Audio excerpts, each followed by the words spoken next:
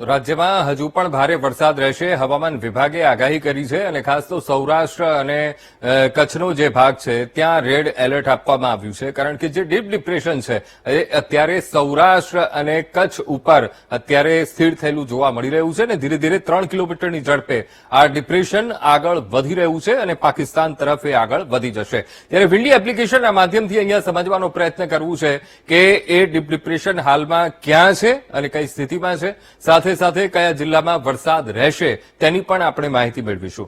આ છે Windy application અને વિન્ડી એપ્લિકેશનમાં સ્પષ્ટ રીતે જોઈ શકાય છે કે અત્યારે આ ડીપ ડિપ્રેશન એ સૌરાષ્ટ્રનો આ ભાગ છે, જૂનાગઢ, જામનગર, દ્વારકા અને ખાસ તો આ કચ્છનો ગાંધીધામ અને નલિયા ખાવડા વચ્ચેનો જે વિસ્તાર છે ત્યાં આ ડીપ ડિપ્રેશન અત્યારે આપણને સ્થિર થયેલું જોવા મળી રહ્યું છે.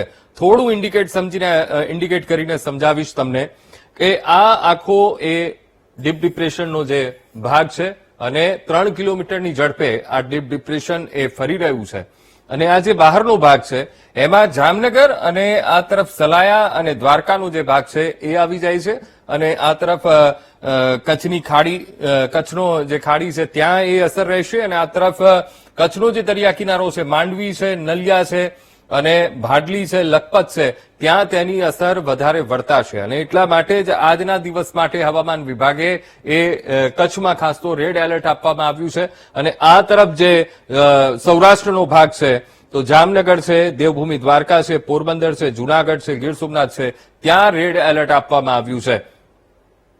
તો આ જે ડીપ ડિપ્રેશન છે એ લગભગ આવતીકાલ સુધીમાં એ આગળ વધી જશે અને 2 દિવસ પછી આ 2 દિવસની અંદર આપણને થોડીક રાહત મળવાની શરૂ થઈ જશે. હવે થોડુંક આપણે અહીંથી ટાઈમ આગળ કરીએ તો સાંજે 6 વાગ્યાની પરિસ્થિતિ જોઈએ તો ધીરે ધીરે રાહત મળતી શરૂ થશે. આ તરફ મધ્ય ગુજરાત તરફ જઈએ તો મધ્ય ગુજરાતમાં ધીરે ધીરે પરિસ્થિતિ એ અનુકૂળ બનતી જોવા મળશે. નો ડાઉટ 2-3 દિવસમાં જે 3 દિવસમાં વરસાદ પડ્યો તેના કારણે નદી નાળા ફૂલ એ છલકાઈ ગયા છે અને તેના કારણે પાણી ઓસરતું નથી, એ તકલીફ રહેશે. પણ વરસાદમાં રાહત રહેશે, છૂટો છવાયો વરસાદ રહેશે, કેટલાક ક્ષેત્રમાં ભારેથી અતિભારે વરસાદ રહી શકે છે. પણ જે આ છેલ્લા 3 દિવસમાં આપણે વરસાદ જોયો સાર્વત્રિક, એવો વરસાદ આપણને જોવા નહીં મળે. 2 દિવસ હવે વાતાવરણ ધીમે ધીમે અનુકૂળ બનતું જોવા મળશે. તો આ તરફ દક્ષિણ ગુજરાતની વાત કરીએ તો દક્ષિણ ગુજરાતમાં પણ એ આપણને પરિસ્થિતિ જોવા મળે છે. સુરત છે, વલસાડ છે, આ તરફ ભરૂચનો ભાગ છે, તાપી છે, ત્યાં ધીરે ધીરે વાતાવરણ એ સામાન્ય બનતું જોવા મળશે. છૂટો છવાયો વરસાદ રહેશે, ઓછો વરસાદ રહેશે, એટલે મધ્યમથી હળવાથી મધ્યમ વરસાદ એ ક્ષેત્રોમાં જોવા મળશે. તો આ તરફ ભાવનગર છે અને જે કોસ્ટલ એરિયા છે ત્યાં પણ હવે સામાન્ય વરસાદ એ રહેશે. પણ હાલ તો આ જે ડીપ ડિપ્રેશન છે એ ડીપ ડિપ્રેશનની અસર આ ક્ષેત્રમાં જોવા મળશે. હવે આવતીકાલની વાત કરીએ, આવતીકાલની પરિસ્થિતિ આપણને શું બતાવે છે તો આવતીકાલે લગભગ 8 વાગ્યાનો સવારનો આપણે સમય નાખ્યો છે તો એ ડીપ ડિપ્રેશન એ આગળ વધી જશે અને એ આગળ વધતા એ પાકિસ્તાન તરફ એ સિસ્ટમ આપણને જતી જોવા મળશે. થોડોક ટાઈમ આગળ કરીએ તો લગભગ નલિયા અને આજે ખાસ તો કચ્છનો જે આ વિસ્તાર છે એ રહેણાંક વિસ્તાર ત્યાં નથી, માનવ વસાહતો નથી, માનવવિહીન એ વિસ્તારો છે, તો ત્યાં એ અસર આપણને ખાસ વર્તાશે નહીં અને ધીરે ધીરે આ જે ડીપ ડિપ્રેશન છે પાકિસ્તાન તરફ આગળ દરિયામાં ફંટાઈ જશે અને એ સ્પષ્ટ આપણે જોઈ પણ શકીએ છીએ. એટલે ગુજરાતને રાહત મળશે. આવતીકાલથી આપણને રાહત મળતી શરૂ થઈ જશે. વરસાદ રહેશે પણ મધ્યમ વરસાદ રહેશે, હળવો વરસાદ રહેશે, છૂટો છવાયો વરસાદ રહેશે. પણ આજના દિવસની વાત કરીએ, આજનો દિવસ એ થોડોક ટફ રહેવાનો છે અને ખાસ તો આ જે સૌરાષ્ટ્રનો ભાગ છે, આ સૌરાષ્ટ્રનો આટલો જે ભાગ છે એ એરિયામાં પણ રેડ એલર્ટ આપવામાં આવ્યું છે અને આ તરફ જે કચ્છનો ભાગ છે ત્યાં પણ રેડ એલર્ટ આપવામાં આવ્યું છે.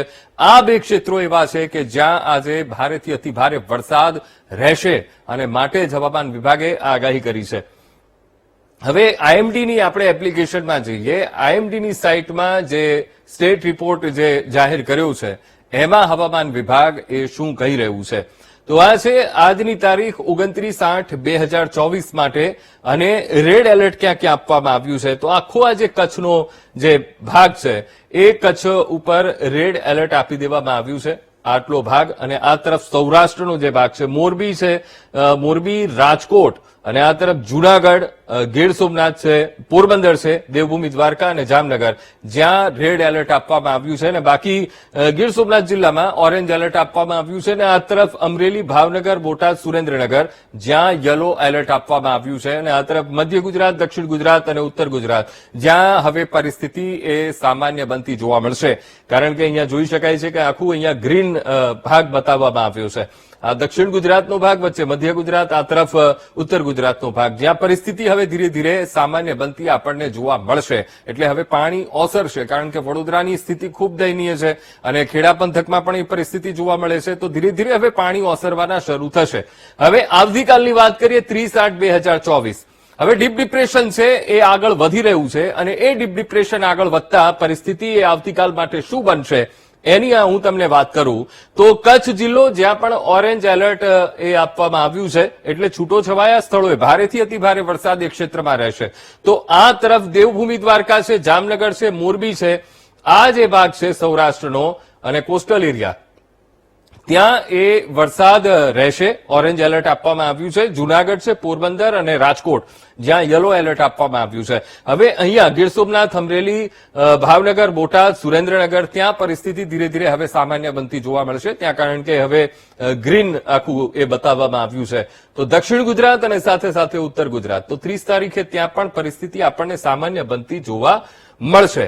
એટલે આવનારા 2 દિવસમાં હવે આપણને રાહત મળતી એ શરૂ થશે કારણ કે કેટલાય ક્ષેત્રોમાં એટલો વરસાદ પડ્યો છે કે લોકો હવે ત્રાહી ત્રાહી પુકારી ઉઠ્યા છે અને કહી રહ્યા છે કે હવે આરામ ક્યારે મળશે કારણ કે પાણી ભરાઈ ગયા છે, પાણી ઓસરવાના નામ નથી લઈ રહ્યા. હવે આગળની પરિસ્થિતિની જો વાત કરીએ તો 31 તારીખ અને 31 તારીખે કચ્છમાં યલો એલર્ટ આપવામાં આવ્યું છે. દેવભૂમિ દ્વારકા, જામનગર અને પોરબંદર ત્યાં યલો એલર્ટ આપવામાં આવ્યું છે. એટલે લગભગ 31 તારીખ સુધીમાં એ એકદમ પરિસ્થિતિ એ અનુકૂળ બનતી આપણને જોવા મળશે અને લગભગ 1 તારીખ સુધીમાં તો એકદમ વાતાવરણ આપણને